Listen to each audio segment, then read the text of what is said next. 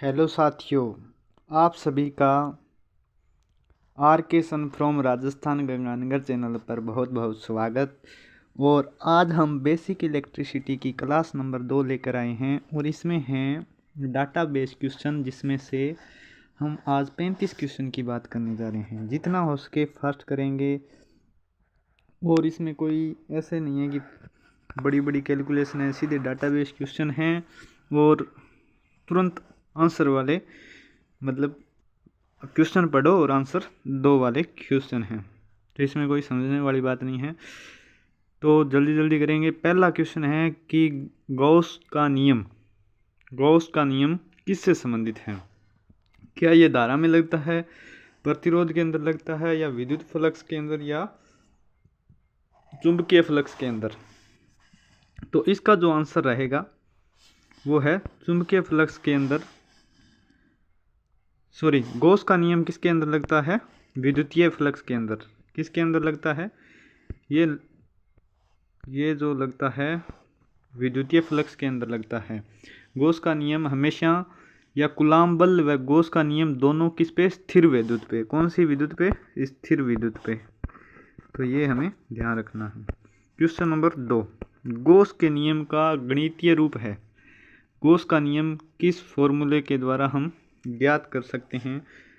तो इसका है फाई ई डी एस क्यू, ये पी, ये पी के तहत दिखा रखा है। इसका मतलब है आवेश घनत्व बटे E0 करके दिखा रहा है। ये सीधा फॉर्मूला है। गॉस के नियम का गणितीय रूप कौन सा है? Option number B. गॉस के नियम में क्वेश्चन नंबर 3, जो E0 करके दर्शा रखा है, तो ये क्या है? ये क्या है? निर्वात की विद्युत स्थिरांक। निर्वात की विद्युत स्थिरांक का मान है। निर्वात का विद्युत स्थिरांक जो है ये दर्शाता है क्या? E0। क्वेश्चन नंबर 4 है, इसका जो आंसर रहेगा, देखो ये लगाना है, निर्वात की विद्युत स्थिरांक। क्वेश्चन नंबर 4 कि डेल्टा E बराबर रो बाय E0 किसका अवलोकन रूप है? क्या ये ओम का नियम ऐसे ज्ञात करते हैं, कूलॉम का नियम ज्ञात करते हैं, गॉस का नियम, या किरचॉफ का नियम? तो इसमें जो रो दिखा रखा है, इसका मतलब क्या होता है? आवेश। ये जो आपको P दिखाई दे रहा है, इसका मतलब क्या होता है? आवेश घनत्व। और E0 का मतलब निर्वात का विद्युत स्थिरांक। ये जो नियम है किस में लगता है? और जो E करके दिखा रखा है वो क्या है? विद्युत क्षेत्र, इलेक्ट्रिक फील्ड। तो ये नियम किस पे लागू होता है? गॉस के नियम पे। ठीक। क्वेश्चन नंबर 5, रो क्या दर्शाता है? ये देखो क्वेश्चन भी आया है, रो क्या दर्शाता है? हर छोटी चीज को बताया गया है। रो क्या दर्शाता है? तो रो क्या? धारा का मान। धारा को किससे दर्शाते हैं? I से। आवेश को Q से, विभव को V से, तो रो को P से दर्शाते हैं, या रो से। 6, परमाणु का सबसे छोटा कण कौन सा है? परमाणु का सबसे छोटा कण है जो कौन सा है? तो ये हमें इसका आंसर लगाना है। परमाणु का सबसे छोटा जो कण है वो कौन सा है? इलेक्ट्रॉन। परमाणु का सबसे छोटा कण कौन सा है? तो इसका हमें आंसर क्या लगाना है? इलेक्ट्रॉन। क्या लगाओगे? इलेक्ट्रॉन। Question number 6। आगे क्वेश्चन नंबर 7, इलेक्ट्रॉन का आवेश होता है।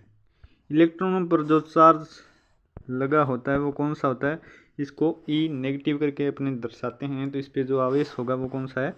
ऋणात्मक। और प्रोटॉन पर पॉजिटिव, और न्यूट्रॉन पर आवेश रहित। क्वेश्चन नंबर 8 है कि एक इलेक्ट्रॉनों का आवेश कितना होता है? ये क्वेश्चन बार बार पिछली क्लास में भी आया, अभी भी आया। एक इलेक्ट्रॉन का आवेश कितना होता है? तो इसके आगे नेगेटिव लगा के 1.6 इंटू 10⁻⁻19 कूलाम। आवेश का मात्रक कूलाम। ये ध्यान रखना है भाई। क्वेश्चन नंबर 9, फास्ट जल्दी। एक कूलाम में इलेक्ट्रॉनों की संख्या कितनी होती है? एक कूलाम में इलेक्ट्रॉनों की संख्या। और इलेक्ट्रॉनों की संख्या हमने बात की थी किस प्रकार से ज्ञात करते हैं, इलेक्ट्रॉनों की संख्या ज्ञात करते हैं n बराबर Q बटे E। तो ये किस में पूछ रहा है, एक इलेक्ट्रॉन के अंदर। तो एक इलेक्ट्रॉन के अंदर, एक कूलाम के अंदर इलेक्ट्रॉनों की संख्या कितनी होती है, 6.25 × 10⁻18।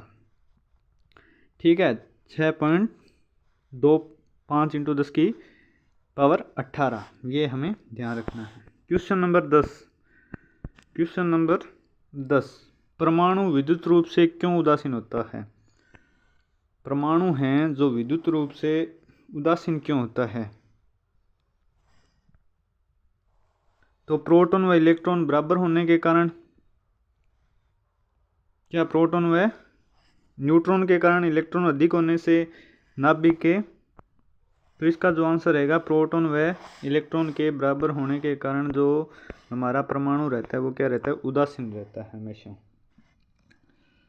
ठीक है, नाभिक में क्या चीज़ होती है, प्रोटॉन व न्यूट्रॉन, और कक्षाओं में चक्कर कौन लगाते हैं हमेशा, इलेक्ट्रॉन। ये चीज़ें हमें ध्यान रखनी है।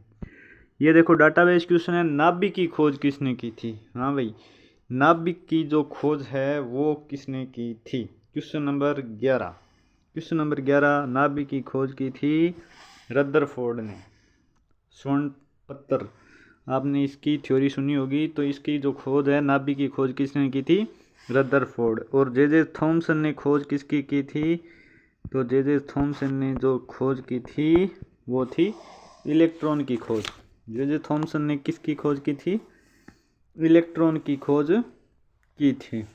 तो ये क्वेश्चन हमें ध्यान रखना है। आगे आपसे प्रोटॉन की भी खोज पूछ सकते हैं। तो प्रोटॉन की खोज किसने की थी, गोल्डस्टीन ने। किसने, गोल्डस्टीन ने। और न्यूट्रॉन की खोज किसने की थी, जेम्स चैडविक ने। किसने, जेम्स चैडविक के द्वारा। आगे इलेक्ट्रॉनों की खोज किसने की, ये देखो क्वेश्चन भी आया, इलेक्ट्रॉनों की खोज जो है जे थॉमसन ने की थी। अब आगे है चैडविक लिख रखा है, लेकिन ये क्या, चैडविक ने किसकी खोज की थी, तो इसने की थी न्यूट्रॉन की। और रदरफोर्ड ने किसकी की थी, नाभिक की। क्वेश्चन नंबर 13 है, न्यूट्रॉन की खोज किसने की। क्या है, न्यूट्रॉन की खोज किसने की थी, तो जेम्स चैडविक। पूरा नाम क्या है, जेम्स चैडविक। और इलेक्ट्रॉन की खोज किसने की थी, तो वो है हमारे जे थॉमसन। आप इसको ट्रिक के माध्यम से भी अपनी ट्रिक बना सकते हो। बाकी इसका डाटाबेस क्वेश्चन है तो याद रखना पड़ेगा। नाभिक की त्रिज्या लगभग कितनी होती है। क्वेश्चन नंबर 14 है, नाभिक की जो त्रिज्या होती है वो कितनी होती है। क्या पूछी जा रही है, त्रिज्या। ध्यान रखना है, त्रिज्या पूछी जा रही है, व्यास नहीं। अगर हमसे त्रिज्या पूछ रहा है तो इसका हम आंसर लगाएंगे 10⁻⁻15 मीटर। अगर आपसे त्रिज्या ना पूछ के यहाँ अगर व्यास पूछ ले, तो नाभिक का, परमाणु का अगर व्यास पूछ ले तो 10⁻⁻10 मीटर होता है। ये चीज़ें बहुत ही इंपॉर्टेंट है, ध्यान रखना। परमाणु का व्यास लगभग कितना होता है। देखो परमाणु का व्यास, अब की बार हमें क्या पूछा है, व्यास। तो व्यास कितना रहता है, 10⁻⁻10 मीटर। क्वेश्चन नंबर 16 क्या है, परमाणु क्रमांक बराबर होता है। परमाणु क्रमांक हमेशा किसके बराबर होता है, तो ये हमें ध्यान रखना है। तो ये प्रोटॉन की संख्या के बराबर होता है, ना तो इलेक्ट्रॉनों की संख्या के बराबर, ना न्यूट्रॉनों की, ना द्रव्यमान। तो हमें क्या लगाना है, प्रोटॉन की संख्या के बराबर। क्वेश्चन नंबर 17 क्या है, परमाणु भार किस प्रकार से हम ज्ञात कर सकते हैं। तो अगर आप प्रोटॉन व न्यूट्रॉनों की संख्या को जोड़ देते हो तो उस परमाणु का क्या निकल के आता है, परमाणु भार। अगर आप प्रोटॉन देखते हो तो उससे क्या निकलता है, परमाणु क्रमांक। क्वेश्चन नंबर 18, इलेक्ट्रॉन का द्रव्यमान कितना होता है। इलेक्ट्रॉन का द्रव्यमान हमें ध्यान होना चाहिए। क्वेश्चन नंबर क्या है, 18। तो इलेक्ट्रॉन को जो द्रव्यमान है 9.1 × 10⁻³ किलोग्राम। अगर ये ही आपसे ग्राम के अंदर पूछ लिया जाए तो कितना लगाओगे 27 या 9 पॉइंट। पहले तो हमें ध्यान रखना इलेक्ट्रॉन का द्रव्यमान किस में पूछा गया है, किलोग्राम में अंदर पूछा गया है। तो कितना होता है 9.1 इंटू 10 की पावर -31 किलोग्राम क्या है इलेक्ट्रॉन का द्रव्यमान। आगे हमसे प्रोटॉन का, न्यूट्रॉन का, सभी का पूछ सकते हैं। तो आगे हमारे पास जो क्वेश्चन आएंगे, आगे है प्रोटॉन का द्रव्यमान कितना होता है। वो तो था इलेक्ट्रॉन का, प्रोटॉन का द्रव्यमान कितना होता है। सीधे डाटाबेस क्वेश्चन है 1.67 इंटू 10 की पावर -23 kg किलोग्राम। अगर यही हमें ग्राम में पूछे तो -24 किलोग्राम में पूछे तो 27। वो आपको भलीभांति पता है किस प्रकार से ग्राम को किलोग्राम के अंदर बदलते हैं। क्वेश्चन नंबर है आगे 20। प्रोटॉन का द्रव्यमान इलेक्ट्रॉन से कितने गुणा होता है। प्रोटॉन का द्रव्यमान इलेक्ट्रॉन से कितना गुणा होता है। द्रव्यमान का मतलब सबसे प्रोटॉन का द्रव्यमान ज़्यादा होता है या इलेक्ट्रॉन का, और अगर होता है तो वो कितना गुना है। गुणा मल्टीप्लाई फैक्टर कितना है, मतलब मल्टीप्लाई गुणा कितना है, तो वो है 1840 गुणा। देखो सभी डाटाबेस क्वेश्चन हैं, इसका जो आंसर आएगा 1840 गुणा। अब देखो कक्षा के क्वेश्चन आते हैं कि कक्षा के LMN 4 प्रकार की कक्षाएं हैं, जिसमें के कक्षा में अधिकतम इलेक्ट्रॉनों की संख्या कितनी होती है। तो के में कितनी होगी 2। के जो कक्षा है उसमें इलेक्ट्रॉनों की संख्या कितनी होगी 2। अगर आपको ज्ञात करना है तो किस फॉर्मूले से ज्ञात करोगे 2n²। n क्या है हमारे यहाँ कक्षा की संख्या, क्या है कक्षा की संख्या। इसमें कक्षा की संख्या लगानी है। के कौन सी संख्या है हमारी, पहली कक्षा है, तो क्या लगाओगे उसके अंदर 1, तो कितना आ जाएगा इलेक्ट्रॉनों की संख्या अधिकतम 2। कक्षा L में अधिकतम इलेक्ट्रॉनों की संख्या कितनी है। कक्षा L में L 2n², कौन सा 2n²। कक्षा के अंदर कौन सा लगाओगे 2 की स्क्वायर कितनी होगी 4, और 4 को जब 2 से मल्टीप्लाई करेंगे तो कक्षा में अधिकतम इलेक्ट्रॉन 8। कक्षा M में अधिकतम इलेक्ट्रॉनों की संख्या कितनी होती है, तो 18। वही फॉर्मूला कितनी 18, पहली में 2, दूसरी में 8, तीसरी में 18, चौथी में 32 इलेक्ट्रॉनों की संख्या। क्वेश्चन नंबर 24 है n कक्षा में अधिकतम इलेक्ट्रॉनों की संख्या कितना है, तो ये हमने देख लिया है 32। आगे देखो क्वेश्चन नंबर है 25। किसी कक्षा में अधिकतम इलेक्ट्रॉन संख्या किस सूत्र के द्वारा निकालते हैं। अभी आपको ये क्वेश्चन सरल लग रहे होंगे, डाटाबेस क्वेश्चन लगभग एग्जाम में गलत होने की गुंजाइश रहती है, इसलिए ध्यान से देखना भाई इनको। 2n²। क्वेश्चन नंबर है 26। यदि किसी कक्षा में 8 इलेक्ट्रॉन हो जाएं तो, अगर यदि किसी कक्षा में 8 इलेक्ट्रॉन हो जाएं तो परमाणु टूटता है, नाभिक टूटता है, कोई प्रभावी नहीं है।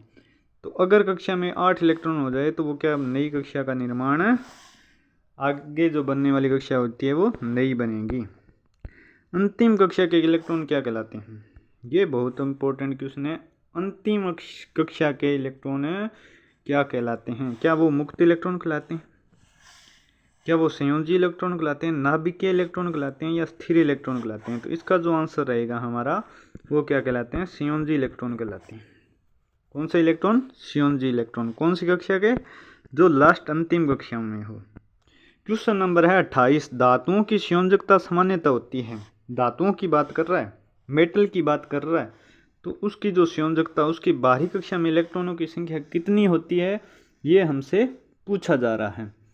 तो धातुओं के अंदर बाहरी कक्षा में 1, 2 या 3, और जो अर्धचालक सेमीकंडक्टर रहते हैं उसमें कितनी 4, और कुचालक रहते हैं उसमें कितनी 8, इंसुलेटर या कुचालकों के अंदर।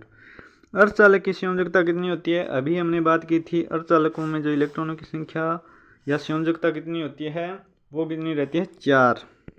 8 किसकी? कुचालक की। कुचालक की संयोजकता देखो, कुचालक की संयोजकता यानी कि बाहरी कक्षा में इलेक्ट्रॉनों की संख्या कुचालक इंसुलेटर के अंदर कितनी होती है? तो वो रहती है 8। कितनी? 8। 1 घन सेंटीमीटर तांबे में मुक्त इलेक्ट्रॉन लगभग होते हैं। 1 घन सेंटीमीटर तांबे में मुक्त इलेक्ट्रॉन लगभग कितने होते हैं? इसको हम ज्ञात भी कर सकते हैं, लेकिन हमें ये एक डाटाबेस क्वेश्चन सीधा पूछा जाता है, तो मैं तो कहता हूँ कि इसे सीधा ही याद किया जाए। इसे सीधा ही याद किया जाए। मुक्त इलेक्ट्रॉनों की संख्या है वो 8.5 × 10⁻22। कितनी? 22। और ये अगर आप देख रहे हो तो वो ये कौन सा मान है?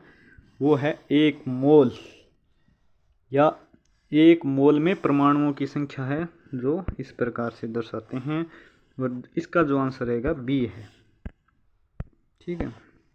क्वेश्चन नंबर 32 है, इलेक्ट्रॉनों की तापीय गति लगभग कितनी होती है? क्या है? इलेक्ट्रॉनों की तापीय गति, इलेक्ट्रॉन थर्मल स्पीड या तापीय गति ही बोलें तो अच्छा रहेगा। इलेक्ट्रॉन की तापीय गति कितनी होती है? क्वेश्चन नंबर है 32। तो 10⁻7 मीटर प्रति सेकंड। 1 सेकंड में कितना मीटर? 10⁻7 मीटर। 10⁻7 मीटर कितने सेकंड में? प्रति सेकंड में। कब? जब तापीय गति की बात हो रही है। क्वेश्चन नंबर है जी 33। एल्फा कण पर कितना आवेश होता है? एल्फा कण पर ये पूछना जाता है, एल्फा कण पर कौन सा आवेश होता है? तो इसका जो आंसर रहेगा, एल्फा कण पर हमेशा जो आवेश होता है वो कितना होता है, ये हमें बताना है। तो इसका आंसर आप क्या कमेंट बॉक्स में दोगे? इसका आंसर आप कमेंट बॉक्स में ज़रूर लगाएं।